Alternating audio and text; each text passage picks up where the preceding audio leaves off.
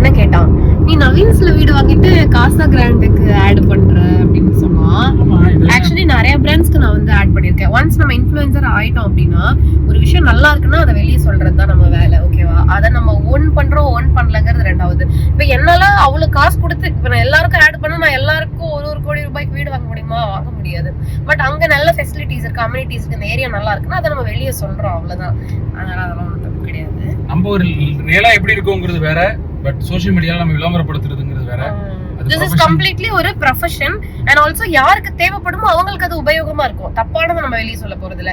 இந்த ஏரியால நான் ஒரு சீனியர் சிட்டிசன் லிவிங் பாத்துட்டு இருக்கேன், வயசான அம்மா அப்பாக்குன்னா நம்ம காசா கிரான்ஷியஸ் வந்து ப்ரமோட் பண்ணும்போது அவங்களுக்கு அது யூஸ்ஃபுல்லா இருக்கும். நான் நிஜமா வாங்கியது நவீன்ஸ்ல, இது எனக்கு என்னோட தேடல், அது எனக்கு அது கரெக்டா இருந்தது, என் ஏரியா கரெக்டா இருந்தது. சில பேர் வந்து என் சொந்தக்காரங்க எல்லாம் வந்து நார்த் மெட்ராஸ்ல இருக்காங்க, அவங்க கிட்ட வந்து திருமுடி வாக்கத்துல வாங்குங்கன்னு சொன்னா அவங்க ஷாக் ஆயிடுவாங்க. அப்போ அந்த பக்கமா குடுவாஞ்சேரி பக்கமா கேட்பாங்க. ஆனா எனக்கு இதுதான் பக்கம், நான் நார்த் மெட்ராஸ்ல வாங்க யோசிப்பேன். அந்த மாதிரி ஒவ்வொருத்தருக்கும் ஒன்னு செட் ஆகும்.